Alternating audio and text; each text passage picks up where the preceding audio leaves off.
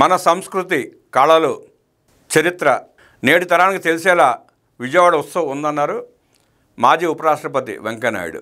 దసరా ఉత్సవాలంటే ఇప్పటివరకు మైసూరు ఉత్సవాల గురించి మాట్లాడుకునేవారు. ఇకపై దసరా ఉత్సవాలంటే విజయవాడ ఉత్సవ్ గురించి మాట్లాడుకునేలా వేడుకలను ఘనంగా నిర్వహించాలని మంత్రి నారా లోకేష్ పేర్కొన్నారు. ప్రభుత్వ సహకారంతో సొసైటీ ఫర్ వైబ్రెంట్ విజయవాడ ఆధ్వర్యంలో విజయవాడ పున్నమి ఘాట్లో సోమవారం నిర్వహించిన విజయవాడ ఉత్సవ ప్రారంభోత్సవ వేడుకల్లో మాజీ ఉపరాష్ట్రపతి వెంకయ్యనాయుడు, మంత్రి లోకేష్ ముఖ్య అతిథులుగా పాల్గొన్నారు. వెంకయ్యనాయుడుతో కలిసి విజయవాడ ఉత్సవ వేడుకలను మంత్రి లోకేష్ లాంఛనంగా ప్రారంభించారు. ముందుగా జ్యోతి ప్రజ్వలన చేశారు. అనంతరం మంత్రి నారా లోకేష్ మాట్లాడారు. జై భవానీ. రాష్ట్ర ప్రజలందరికీ దసరా శుభాకాంక్షలు. భక్తులు కోరిన కోరికలు తీర్చే తల్లి దుర్గమ్మ, కొండ మీద దుర్గమ్మ, కొండ కింద కృష్ణమ్మ ఉన్న పుణ్యభూమి ఉమ్మడి కృష్ణా జిల్లా. విజయవాడ పేరులోనే విజయం ఉంది. దుర్గమ్మను దర్శించుకొని ఏ పని ప్రారంభించినా విజయమే. వెంకయ్యనాయుడును చూస్తూనే పెరిగాను. ఆయన పట్టుదలను చూస్తే ఏమైనా సాధించవచ్చని అనిపిస్తుంది. ఆంధ్ర యూనివర్సిటీలో స్టూడెంట్ లీడర్గా తన ప్రయాణం ప్రారంభించారు. ఎమ్మెల్యేగా, కేంద్ర మంత్రిగా, ఉపరాష్ట్రపతిగా సేవలు అందించారు. తెలుగు భాషను కాపాడేందుకు అహర్నిశలు కృషి చేశారు. ఆయన పోరాటం వల్లే ఆంధ్ర రాష్ట్రంలో జీవోలన్నీ తెలుగులో ఇస్తున్నారని మంత్రి లోకేష్ పేర్కొన్నారు. వెంకయ్యనాయుడు ఒక పని అనుకుంటే అది అయ్యే వరకు వదిలిపెట్టరు. ఆయనపై మాటలతో, వాదనలతో గెలిచిన వారు ఎవరూ లేరు. మనం ఎవరు మాట్లాడినా 10 నిమిషాల తర్వాత బోర్ కొడుతుంది. కానీ వెంకయ్యనాయుడు గంట సేపు ఉపన్యాసం ఇచ్చినా విసుగు పుట్టదు. అందరినీ నవ్విస్తూ ఉంటారు. వయసు ఒక సంఖ్య మాత్రమే.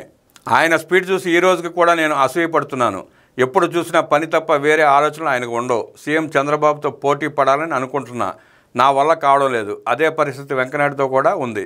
స్వర్ణభారతి ట్రస్ట్ ద్వారా వైద్యం, విద్య, నైపుణ్య అభివృద్ధి కార్యక్రమాలను పెద్ద ఎత్తున ప్రోత్సహిస్తున్నారు. నాటి తరం నేతలు వాజ్పేయి, అద్వానీ నుండి ప్రస్తుత ప్రధాని మోదీతో కూడా కలిసి పనిచేసిన గొప్ప నాయకుడు వెంకయ్యనాయుడు అని మంత్రి లోకేష్ పేర్కొన్నారు. సొసైటీ ఫర్ వైబ్రెంట్ విజయవాడ ఆధ్వర్యంలో విజయవాడ ఉత్సవాలు నిర్వహించుకుంటున్నాం. మన సంస్కృతి, చరిత్ర, కళలు ఈ తరానికి తెలియజేసేందుకు విజయవాడ ఉత్సవ్ తోడ్పడుతుంది.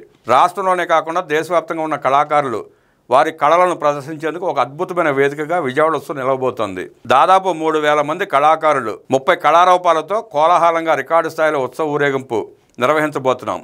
ఇప్పటికే కృష్ణా తీరాన ఆకాశ వీధుల్లో కళ్ళు మిరుమిట్లు గొలిపే fire work show, drone show, musical కాన్సర్ట్లను చూశాం. 11 రోజుల పాటు 5 ప్రధాన వేదికలలో 250 పైగా కార్యక్రమాలను ఈ విజయవాడ ఉత్సవంలో వీక్షించబోతున్నామని మంత్రి లోకేష్ పేర్కొన్నారు. వ్యవసాయ, వాణిజ్య, విద్య, ఆటోమొబైల్, చేనేత రంగాలకు చెందిన దాదాపు 600 స్టాల్స్తో భారీ ఎక్స్పో మనం ఏర్పాటు చేసుకున్నాం. హెలికాప్టర్ రైడ్స్, పారా మోటరింగ్ ఏర్పాటు చేశాం. ఆంధ్ర భోజనంతో పాటు దేశంలోని అన్ని రకాల వంటకాలను విజయవాడ తీసుకొచ్చాం. ఇప్పటి వరకు దేశం మొత్తం మైసూరు ఉత్సవాల గురించి మాట్లాడేవారు. ఇప్పుడు దసరా ఉత్సవాలంటే విజయవాడ ఉత్సవాల గురించి మాట్లాడుకుంటారు. ఆ విధంగా తీర్చిదిద్దాలని కోరుకుంటున్నా. ఎక్కడికి వెళ్ళినా నన్ను గుర్తుపడతారు. అందుకే ఈ ఉత్సవాల్లో పాల్గొనాలంటే నాకు కొంచెం ఇబ్బందికరం. లండన్లో వింటర్ వండర్ ల్యాండ్ అని ఉంది. అక్కడికి నేను 2019లో వెళ్ళాను.